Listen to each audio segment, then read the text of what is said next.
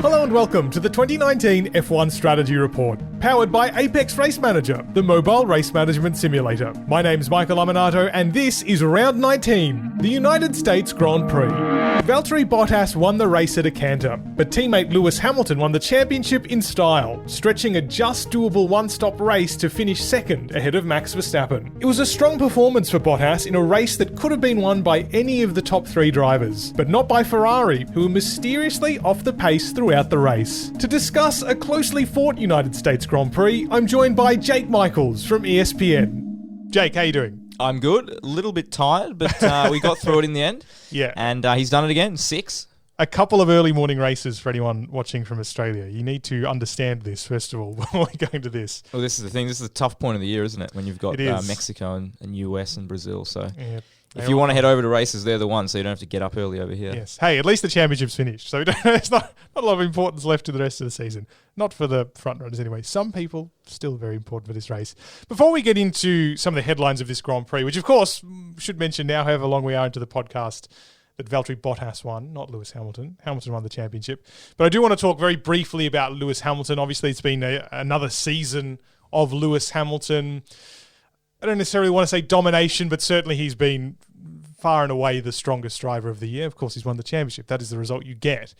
But it's really another step up, I guess, from last year. We really felt last year that was, I don't want to say necessarily the definitive Hamilton, but certainly the best he'd ever been. Do you feel like this is another gear for him now, closing his 6th title? I think it is. I think every year we've almost kind of said that he's gone to another level and he's just getting better and better. But I think it's more the consistency. And if you remember back early in his career, he used to have these he'd have these weekends, and admit they weren't often, maybe once or twice or 3 times throughout the season, where he just looked way off the pace. He doesn't seem to have that anymore. Mm-hmm. And when he has had any kind of issue, like, you call it an issue, qualifying 5th in this race, he just seems to then get the maximum out of it. He doesn't sort of, I don't know, I feel like he's mentally as strong as ever. He said it after he won the title in Austin, that he, as an athlete, he feels as good as he ever has.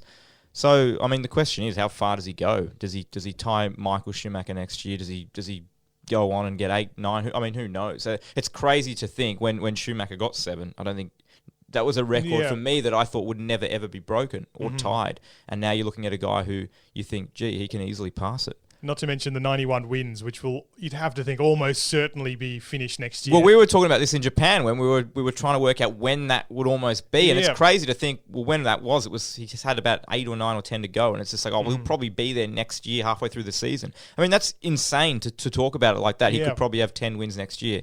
But he probably can. And, that's going to be a race that everybody's going to want to be at. The one where he ties it or goes on and breaks it. I think the one where he ties it will be almost bigger. Yeah.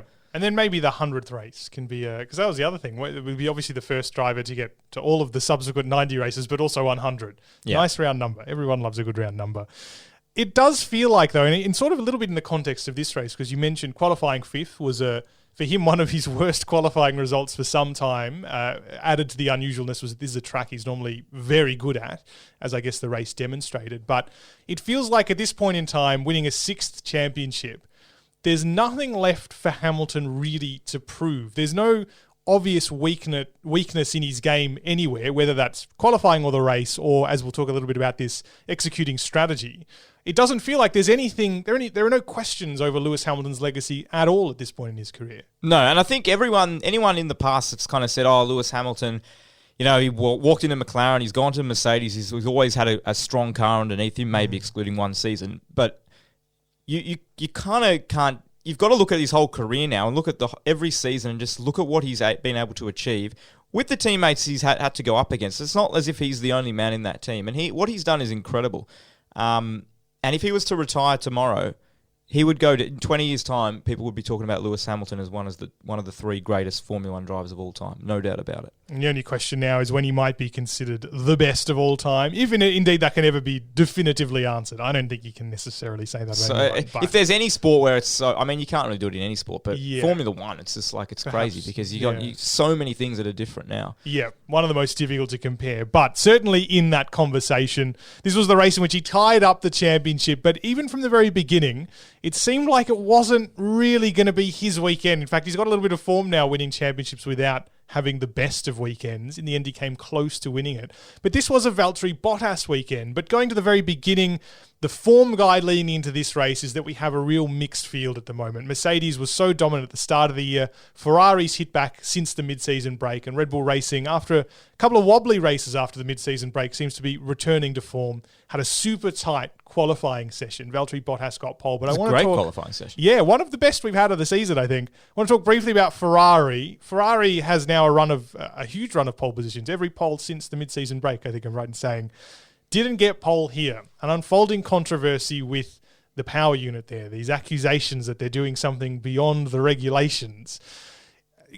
Would it be fair to say that this was an unusually weak race for the Ferrari engine? Are you surprised they couldn't take pole given we've got one very long straight and one decent straight here? Well, I was surprised they weren't on pole. But again, as you say, it was so close, so I didn't read too much into it. What shocked me was the start. The first 2 laps from both cars, they just looked like they just weren't in the same league at that point, which that was the thing that was surprising. Not taking pole, I mean, I can kind of live with that. As you say, they were on pole every race, 6 in a row, I think, since Belgium. But it was a bit of a surprise. But do we speculate and talk about what this controversy is at the moment, or do we wait and see? Because it's if there is something there that they're doing wrong, I mean, it's going to come out pretty soon, you'd imagine. Yeah, exactly. We've got 2 more races that at least, well, potentially both of them they should do relatively well at on current form.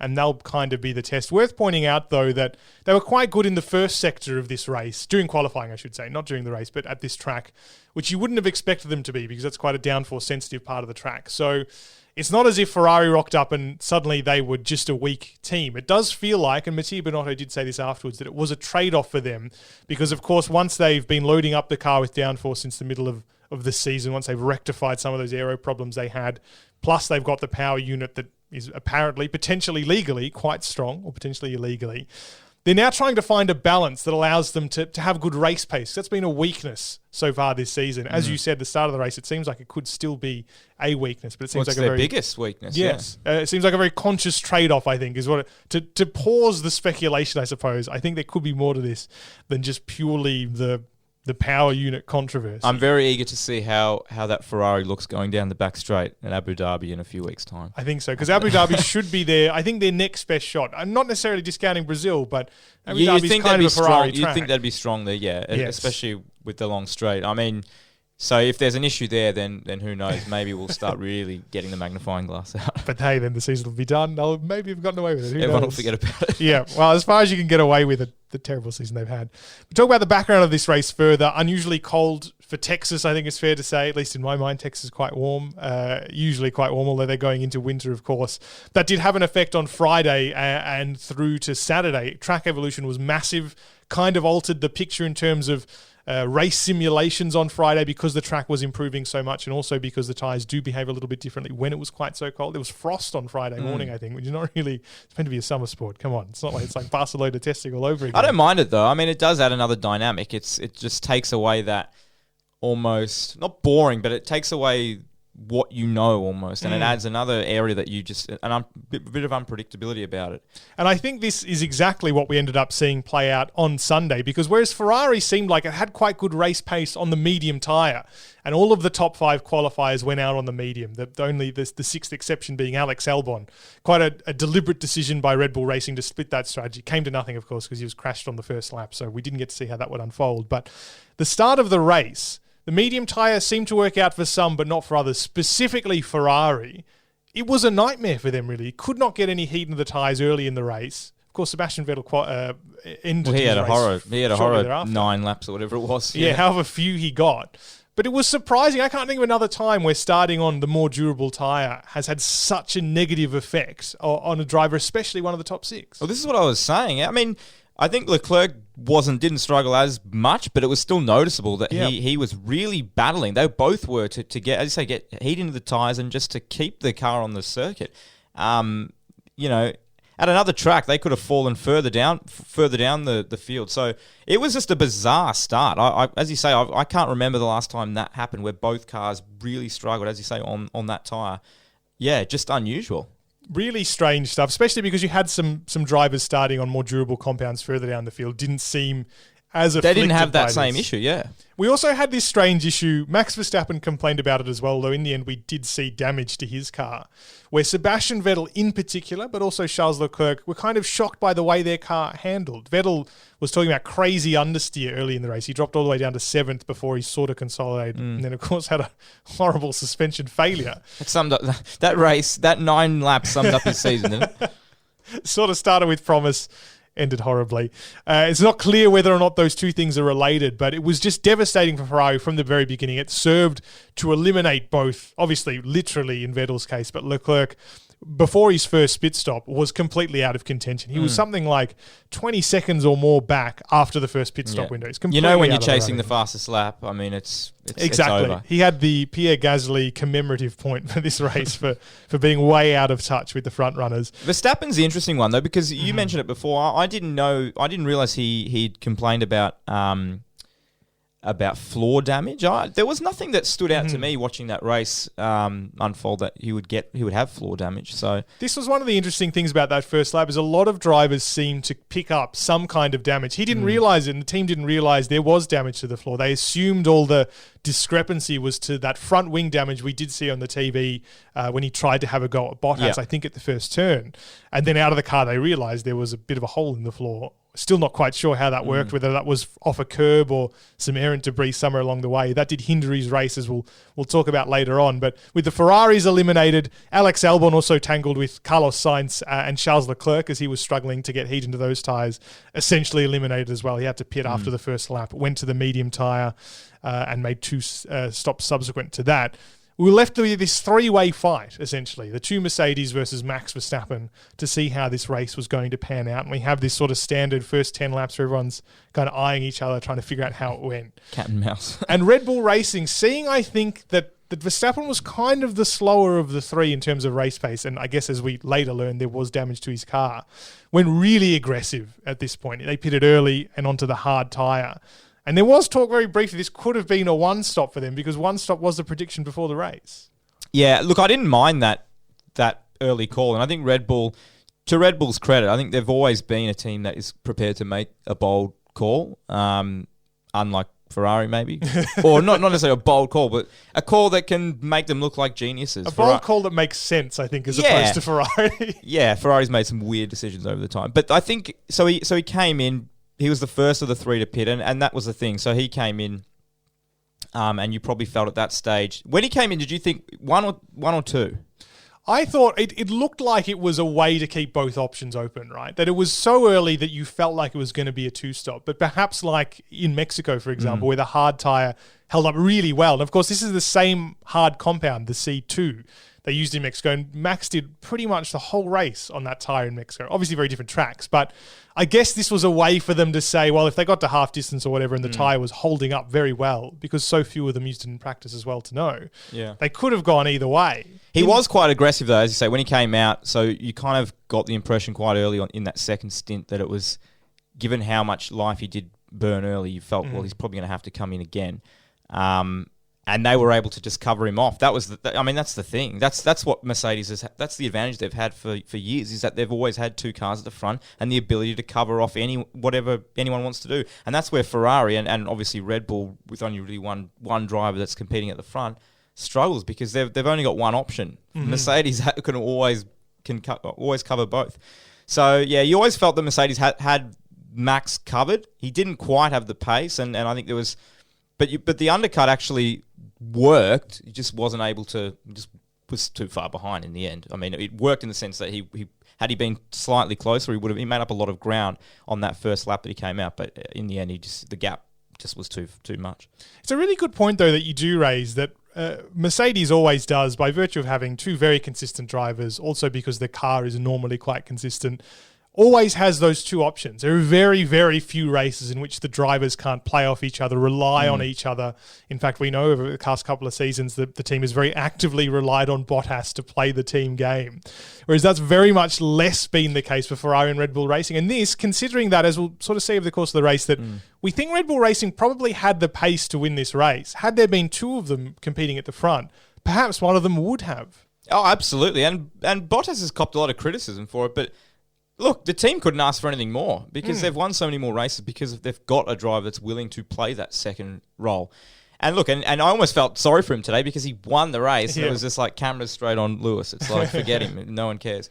But yeah, you're absolutely right. Had Red Bull had Albon been up in the top 4, you'd think Max would be a chance because they could have done something different with strategy, made Mercedes think a little bit more, and all of a sudden Max is right in the game. Obviously, had he had no damage, then you'd say he's right in the game. As it was, he only finished 5 seconds off the lead or whatever it was. So, interesting race.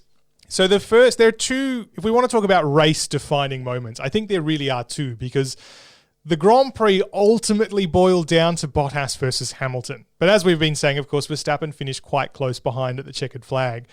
The other real race-defining moment, in fact, there maybe even are 3. I'll blend 2 of them into one, though, was Bottas covering Verstappen at both pit stops. Verstappen attempting the undercut on both occasions, particularly the first pit stop, where I think he was a little bit closer than at the second. So that was lap 13 and lap 34 for Verstappen. By Bottas covering both, that ensured that Verstappen wasn't, or at least came very close to ensuring, we should say, that Verstappen wasn't going to win the race because Bottas had him covered. And had Bottas not come in on that, particularly the first pit stop on lap 13, had Bottas not come in on 14 and he came in on 15, Max would have overtaken him. So it was crucial, and they made that right, the correct call. Yeah, wasn't exactly perhaps clear at the time how strong Verstappen was going to be, but that was absolutely right, as you say. Then we had this interesting situation, not the first time we've had it this year, where the other Mercedes car has had a different strategy that could be quick, because it was generally tipped before the Grand Prix that this would be a one-stop race, just because generally that's also the way we've been having races this season. It's not an especially hard track for tyres. We've got the middle range of Pirelli compounds. It's pretty well balanced in all regards. But partly perhaps because cars were set up when it was a little bit colder on Friday, it was a little bit warmer on Sunday, and perhaps because they're just using their tyres more because they're getting a bit ambitious. Whatever the reason, this ended up being a very finely balanced race. So we had this great tension towards the end. I thought it was really interesting when it came time for Lewis Hamilton's stop on lap 23 when Bottas was just about to catch him, that Hamilton took it a little bit into his own hands, didn't he, and decided that he wasn't going to come in. Yeah, that was interesting, given obviously his significant lead in the championship and the fact that it was always going to be a tall order to win this race, given that he'd effectively he'd gone to a 1-stop and Valtteri was on a 2-stop. Yeah, I was surprised. I know Lewis he's not one to sort of, always follow what the team says. He'll question what he thinks should be questioned. But I was surprised he didn't just, play along, do what he had to do and secure the title. But it shows how his hunger to win races. I think it showed me that he's not settling and he's not prepared to settle. Even if it is a 6th title, he wants to win every race he competes in. And that's what makes him so great. And so we had this moment where Mercedes allowed Valtteri Bottas to attack Hamilton. He got past him. Then Hamilton pitted, I guess, sensing the way the race was moving, because, of course, drivers can only see so much of a Grand Prix, understand so much of the evolution of a race at that point. But it was, obviously Hamilton couldn't win this race by the end, as we learned. He finished second, probably could have finished third, maybe even further back had Leclerc been more on the pace. But that single extra lap potentially could have saved him second place, because we saw it come so close down to Verstappen on the 2-stop and Hamilton on the 1. And we saw, particularly towards the end, I'd say that Hamilton's tyres were going off. This wasn't simply a matter of him having a long stint on a slower tyre. At the end of the first stint or the second? At the end of his second stint. Stints, well, really. yeah, it was at the end of both. You're right, because the tyre did begin to go off, the medium tyre, when Hamilton stopped, but particularly at the end of his second stint on that hard tyre, you could see the times were getting worse as Verstappen was closing in. That extra lap potentially is what saved him, because if we move towards the end of the race, when Verstappen did finally manage to close onto Hamilton's gearbox, we had the rather fortuitous timing for Hamilton of Kevin Magnussen losing brakes. He had a brake problem at the end of that long straight where most of the overtaking was done in this race. Caused yellow flags. Verstappen, as he presumably learned from Mexico, can't overtake there. Yeah, look, you could say he was fortunate, Hamilton, for that coming out, because had there not been yellow flags being waved, Verstappen probably gets past. I mean, you don't know, but you think he would. But as you say, who knows? Maybe that extra lap where Bottas was right on his tail, and even you could say maybe the 1 or 2, before that, it shows how valuable it is just to be able to eke out a few extra laps at a strong pace. And My initial thought when he was doing it was it's the wrong call, because not only was Bottas right on him, and I thought there's obviously potential to have contact, but Verstappen was able to close while they were sort of squabbling, and Hamilton was holding up Bottas. But in the end, it didn't mean much. Obviously, we saw what happened to Max. He couldn't quite get in the fight, but I thought that would be an opportunity for Red Bull to come back into play again. That's why I thought Hamilton probably should have pitted. I think the gap at that point might have been about 5 seconds or something like that. It wasn't like it was 10 or 12 seconds where they had a lot of room to maneuver and play with. So any mistake, any squabbling, anything that the team didn't want could have really cost them. But look, in the end, it was one lap. He held him off in the end. He didn't try to fight it down the straight when he clearly didn't have the grip. And as you say, got in front, and then Hamilton decided to pit. And from there, he came back out. And again, another good stint, managed his tyres well. And I think in the second stint, I was more impressed with what he did in the second stint, purely because I thought he would be almost swallowed up immediately. But he did a really, really good job to stay in front. And at one point, I actually thought, he's going to win the race. Yeah. And that was incredible, really, given that he, as you say, he had struggled. He struggled. I mean, it wasn't really struggle, but for Hamilton, he struggled a little bit during the weekend. And then you get to that point where things still haven't gone right. He's not done exactly what the team wanted him to do. And you think, with 15 laps to go, you think, gee, he's might be the favourite right now to win. In the end, he wasn't able to hold on, but no, he did an incredible job. Not unlike the way he ended up winning in Mexico, where it was sort of perfectly managed. 100%. Worth pointing out here as well, we've already talked a little bit about Lewis Hamilton's strengths, I suppose, but the way that he almost made that stint work was very much a team effort, and it's one of the stronger traits, I guess, of Lewis with Mercedes, or perhaps even just with his engineer, noting, of course, that it wasn't his engineer in Mexico, was his engineer, Pete Bonington, back in the United States. But when he emerged from the pits after that first stop, really went flat out on those tyres. Not unusual on the first lap, but did it again for a second lap, and was then sort of reined in by the pit wall, saying, you really need to manage this stint. He asked for a target, and they sort of set a target lap time. He's very, very good at managing a race like that, really driving to a target and getting the most from the tyres in the process. He really nailed it in Mexico, for example.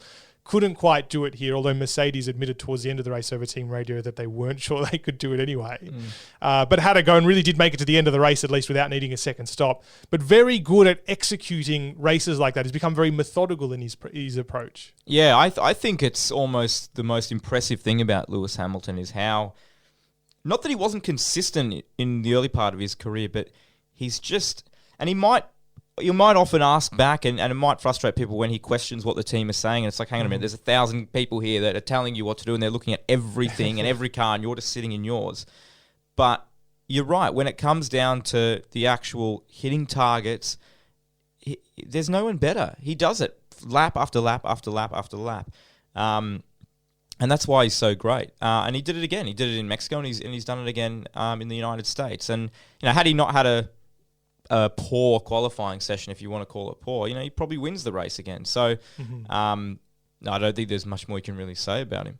Yeah, so he managed to hold on to second, in part fortune, but of course in part him just getting the most out of that strategy from Max Verstappen. Verstappen only a couple of seconds, 4 seconds behind him, 4 seconds off the lead, I should say, right behind Hamilton. Which shows his pace, especially if we now say he had floor damage and wing damage as well. Yeah, a little bit of end plate damage.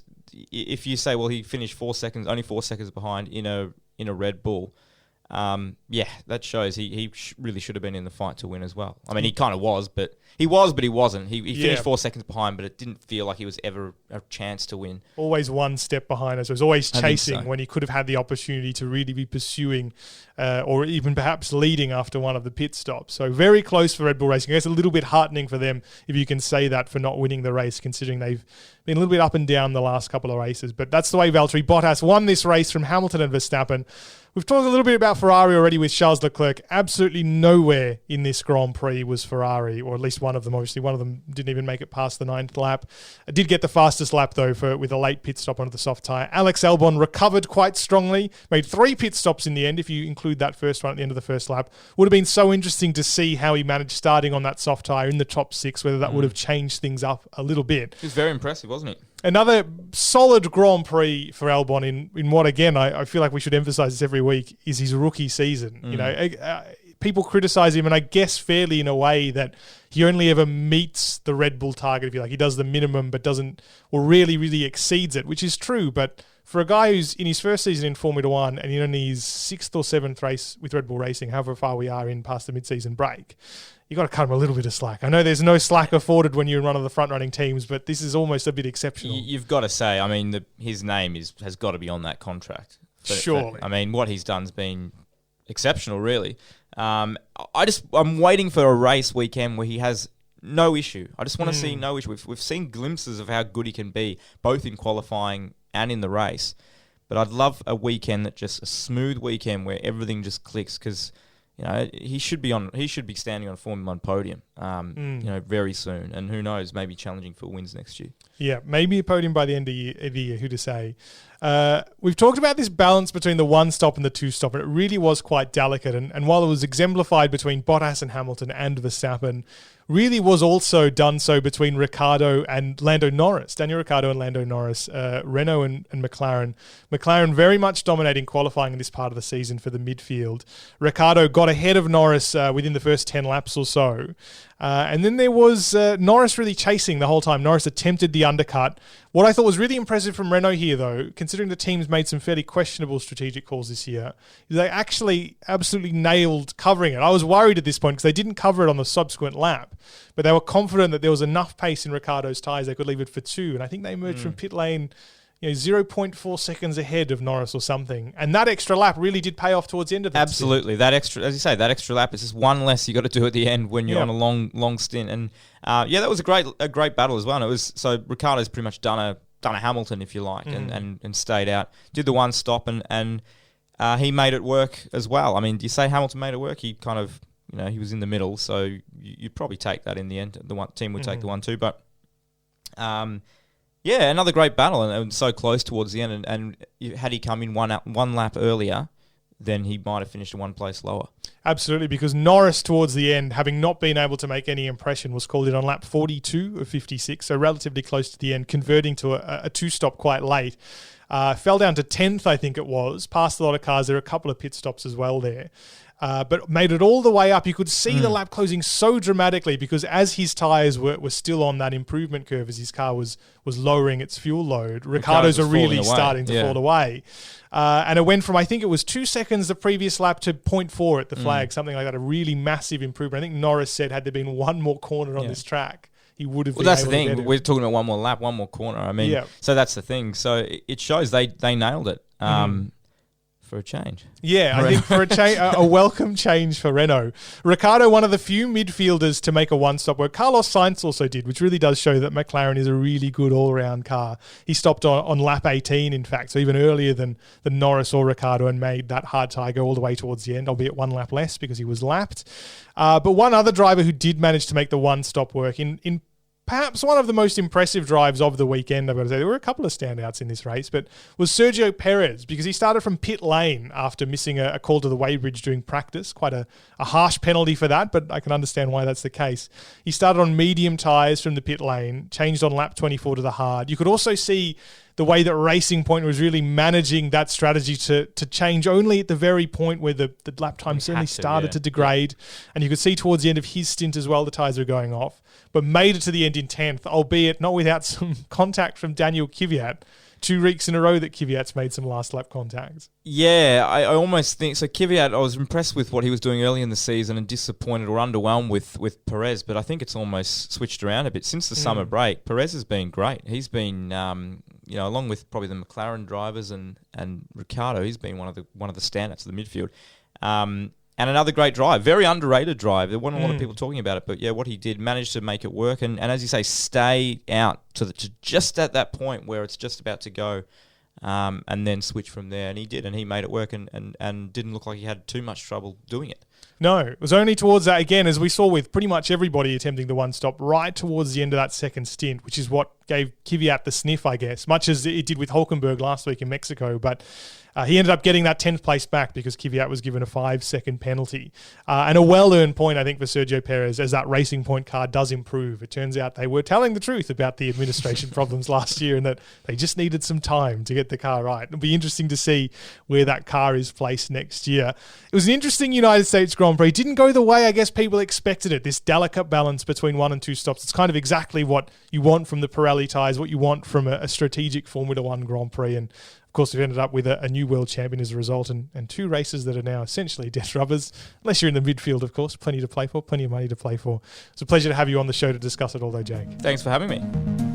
That was Jake Michaels from ESPN. The Strategy Report is powered by Apex Race Manager, the mobile race management simulator. Play it for free on iOS and Android devices. If you want more Strategy Report, you can get every episode by subscribing on Google and Apple Podcasts, Spotify, and on your favourite podcast app, plus all of your socials. And if you like what you've heard, we'd love it if you could give us a rating and a review to help other F1 fans find the show. The Strategy Report is a Beer Mogul podcast, and if you're looking for an alternative take on the US Grand Prix, have a search for Box of Neutrals in your podcast app of choice for a discussion about whether Ferrari might be the least effective cheaters in Formula 1. I've been Michael Lamonato. Look me up at Michael Lamonato on Twitter, and I'll catch you in 2 weeks' time for an analysis of the Brazilian Grand Prix.